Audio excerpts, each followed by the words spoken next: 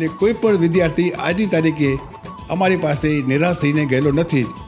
અને જોશું તો વકીલો, ડૉક્ટર, એન્જિનિયર અને ઘણા એવા વિદ્યાર્થીઓ કે આજે આ વ્યવસાયમાં પોતાનો ધંધો કરી રહ્યા છે અને એ રીતે સમાજની અંદર વિકાસ થયેલો છે.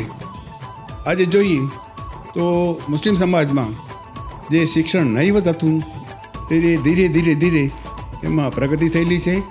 એમાં સમાજનું, દાતાઓનું ઘણું યોગદાન રહેલું છે. પાસે જ્યારે ચા લઈને કોઈ છોકરો આવતો ને એને બોલાવતા કે તું અમારે સ્કૂલમાં આવ, તો એ છોકરો કહેતો કે મને 6 રૂપિયા રોજના મળે છે. તો અમે એના બાપના બોલાવતા, બંને બાપ આવે અને 180 રૂપિયા દર મહિને એના બાપને આપી અને એ છોકરાઓ અમે અમારી સ્કૂલમાં ભરતી કરેલી, જેના કારણે ધીરે ધીરે 3,500 વિદ્યાર્થીઓ સાથે અમે પ્રોત થયા છીએ.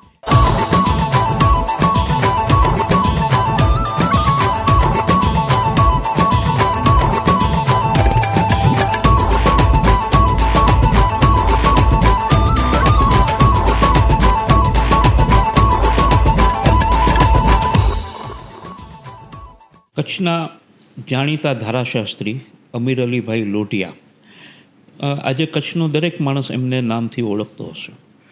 તેમની ધારાશાસ્ત્રી તરીકેની કારકિર્દી સૌ કોઈ જાણે છે, પણ બહુ ઓછા જણાને ખબર હશે કે મુસ્લિમ સમાજમાં શિક્ષણની જે ઉણપો છે દૂર કરવા, મુસ્લિમ સમાજના યુવકો અને યુવતીઓ શિક્ષણમાં આગળ વધી અને સ્વાવલંબી બને એની માટે એમનું યોગદાન અનેરું રહ્યું છે.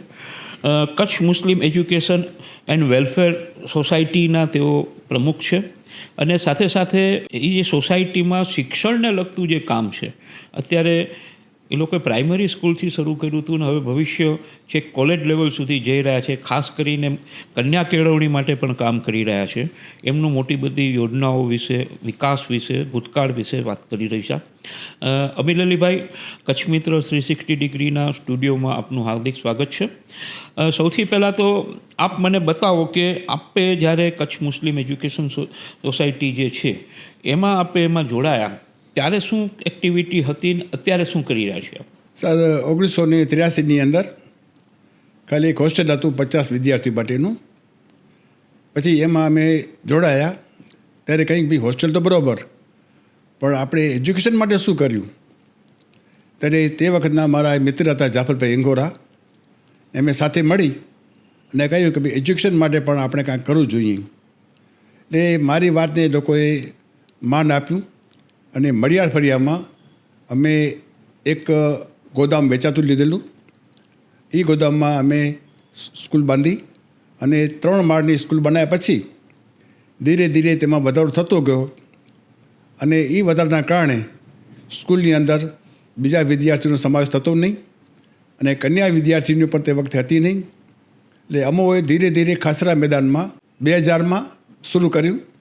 ત્યારે 14 એકર જમીન અમે 100 ખર્ચે વેચાતી લીધેલી. આજે બાલમંદિરથી કરી અને કોલેજ સુધીનું શિક્ષણ અમે આપી રહ્યા છીએ, જેમાં 1200 વિદ્યાર્થીનીઓ અભ્યાસ કરે છે. સાથોસાથ 2300 વિદ્યાર્થીઓ કે જેઓ પણ 12મા ધોરણ સુધી અભ્યાસ કરે છે.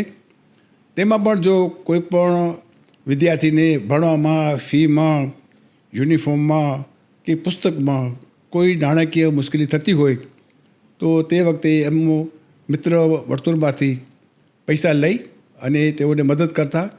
એટલે કોઈ પણ વિદ્યાર્થી આજની તારીખે અમારી પાસે નિરાશ થઈને ગયેલો નથી. અને જોશું તો વકીલો, ડૉક્ટર, એન્જિનિયર અને ઘણા એવા વિદ્યાર્થીઓ કે આજે આ વ્યવસાયમાં પોતાનો ધંધો કરી રહ્યા છે અને એ રીતે સમાજની અંદર વિકાસ થયેલો છે. અમો જ્યારે ભુજમાં આવ્યા ત્યારે એક ખોજાવી હતા અને અમે 2 જણા કચ્છમાં હતા. પછી ધીરે ધીરે આજે ભુજની અંદર અંદાજે 78 વકીલ મિત્રો પોતાની ફરજ બજાવી રહ્યા છે અને એ રીતે એ લોકો પણ સમાજને ઉપયોગી થઈ રહ્યા છે. આજે જોઈએ તો મુસ્લિમ સમાજમાં જે શિક્ષણ નહીવત હતું તે ધીરે ધીરે ધીરે તેમાં પ્રગતિ થયેલી છે. તેમાં સમાજનું, દાતાઓનું ઘણું યોગદાન રહેલું છે અને હર હંમેશા સમાજે શિક્ષણનું ઉચ્ચ સ્તર વધે તે માટે મહેનત પણ કરેલી છે આજે પણ કરી રહ્યા છે. અને એ બધું જોઈ અમે પ્રોત્સાહિત થયેલા અને અમારી પાસે જે 14 એકર જમીન હતી સંસ્થાની, સમાજની, તેમાં અમે કન્યાઓ માટે એક કોલેજ, એક હોસ્ટેલ અને એવી રીતે કે એ આખું એની અંદર કોઈ પુરુષ વર્ગ કોઈ પણ સમાવેશ નથી. એની કમિટીમાં પણ કોઈ પુરુષ વર્ગ સમાવેશ નથી. ફક્ત છોકરીઓ ચલાવે. એજ્યુકેટેડ પર્સન્સ જે હોય તે ભલામણ કરે કે ભાઈ આ છોકરી સારી છે તો એને કમિટીમાં રાખશું અને વિદ્યાર્થીઓને પણ અમે અભ્યાસમાં હશે તનતોડ મહેનત કરી અને સ્તર સુધારવા માટે મહેનત કરશું. એ અમારું લક્ષ્ય છે.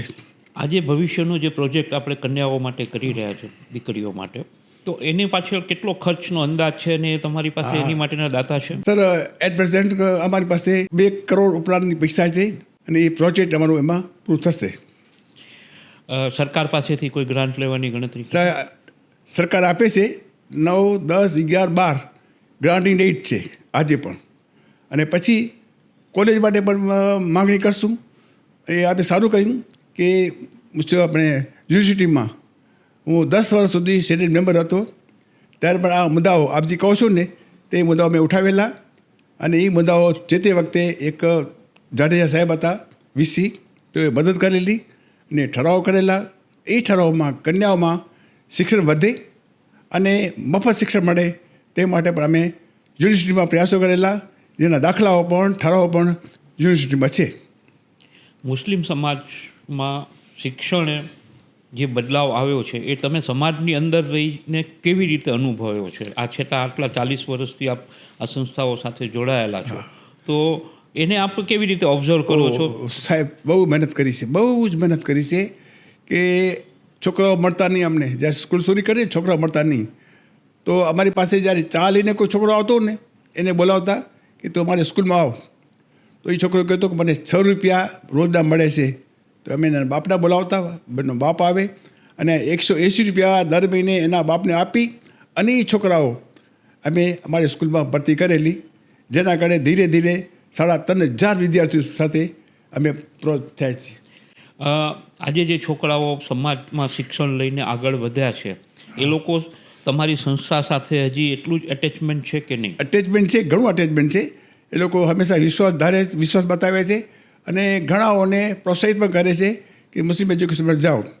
હવે વિદ્યાર્થીઓ બહુ પ્રોત્સાહિત થયેલા છે. સાથોસાથ અમારા પાસે શિક્ષકો છે ને સાહેબ, માનો ન માનો 115નો અમારા પાસે સ્ટાફ છે. તેમાં 33% તો ખાલી મહાજન છોકરીઓ શિક્ષકો અમારા વિદ્યાર્થીઓને ભણાવે છે આજે પણ. આપણે કચ્છ બહુ મોટો પ્રદેશ છે અને ભુજ સેન્ટ્રિક જ આપણી સોસાયટીની એક્ટિવિટી છે કે બીજી જગ્યાએ પણ આપણે અત્યારે શિક્ષણની પ્રવૃત્તિ કરી રહ્યા છે અને એને વિસ્તારી રહ્યા છે? એ બાબતે કંઈક કહો. હજુ ઘણી વખત આપણે દાખલો દઉં કે અમારી કોઈ પણ છોકરીઓ કોલેજ માટે જતી હોય, બહાર મેડિકલ માટે જતી હોય, એન્જિનિયરિંગ માટે જતી હોય, તો અમે એ લોકોને સ્કોલરશીપ પણ આપીએ છીએ. અને એ સ્કોલરશીપમાં 2 સંસ્થાઓ અમારી સાથે જોડાયેલી છે, જેમાં એક આપણે ખ્યાલ હોય તો પેટ્રોલ પંપ છે ભીડના નાકે ઉસ્માન મુસાફરખાનો છે, તેમાં પણ હું ટ્રસ્ટી છું. અમે 12 ભણતી છોકરીઓ માટે પણ સ્કોલરશીપ આપીએ છીએ. નહીં, એ તો બરોબર છે, પણ આપણે દાખલા તરીકે આપણી સંસ્થા ભુજ છે એ ઉપરાંત તમે કહ્યું કે આ બીજી બધી જગ્યાએ પણ સંસ્થા, બીજી સામખેરીમાં 1985-87માં પાયા વિધિ વખતે અમે બધે હતા અને ત્યાં પણ 12મા ધોરણ સુધી અમે ત્યાં શિક્ષણ શરૂ કરેલું સામખિયારીમાં. તેમાં પણ સ્કૂલની અંદર હું વાઇસ ચેરમેન હતો. સાથોસાથ અંજારની અંદર જમીયત ઉલમાએ હિન્દનો નામે એક સ્કૂલ ચાલે છે, તેમાં પણ હું ચેરમેન છું. અને એ રીતે શિક્ષણનો વ્યાપ વધે તેના માટે બહુ જ પ્રયાસ કર્યો છે. અને ઘણી વખત કોઈ કાર્યક્રમ હોય છે તાલુકાના કે જિલ્લાઓના શિક્ષણ વિશે, તો અમે ત્યાં જઈએ છીએ અને લોકોને પ્રોત્સાહિત કરવા માટે અને એ લોકોને આકર્ષવા માટે અમે બધી મહેનત કરીએ છીએ. આપણે ગર્લ્સની કોલેજની જ્યારે વાત કરીએ છીએ નવેમ્બરમાં, એ પછીનો શું પ્રોજેક્ટ આપવાના છે? પછી જોઈએ કે અમારી તો ઉંમર પૂરી થાય છે, 79 થયેલી છે. જેમ કચ્છ મિત્રને 79 થયેલી છે તેમને 79 થયેલી છે. નહીં, પણ તેમ છતાં હવે વધુ ને વધુ સમય સમાજ માટે આપવાના છો? હા, તો એમાં આપશું જરૂર. જ્યાં સુધી હયાતી હશે અને તંદુરસ્તી હશે ત્યાં સુધી આપશું. અમીર અલીભાઈ, તમે જ્યારે વકીલ બન્યા ત્યારે કીધું કે ભુજની અંદર 2 જ મુસ્લિમ સમાજના વકીલો હતા, એટલે ત્યારે તો મુસ્લિમ સમાજમાં શિક્ષણનો વ્યાપ સાવ શૂન્ય જેવો હતો. તો એ વખતે તમે કેવી રીતે પ્રેરણા મળી કે તમારે શિક્ષણ લેવું, વકીલ બનવું અને પછી એમાં આગળ વધવું? સાહેબ, જો એ આખી શ્રેય આપું ને તો મારી માતાજી ને મારા પિતાજીને. શા માટે કે મારા માતાજી ધાર્મિક શિક્ષણ કુરાનનું એ પોતે મફતમાં આપતા. મારા પિતાજી પણ આપણે કુરાનનું શિક્ષણ મફત આપતા. મારી મા આયશામાં અને મારા પિતાજી હુસેન બચ્ચુ કે જે આપ હજારમાં પૂછા કરશો તો એ લોકોએ બધું કહેશે કે આ લોકો કેવા હતા. અને એ રીતે 1975માં હું અંજાર નગરપાલિકામાં નોકરી જોઈન્ટ થયેલો. તે વખતે રુસ્તમજી નસરવાનજી હતા અને એ લોકોએ મને અંજાર નગર પ્રાથમિક શિક્ષણ સમિતિ અને હાઈસ્કૂલનો કારોબાર ગવર્મેન્ટે નગરપાલિકાને સોંપ્યો.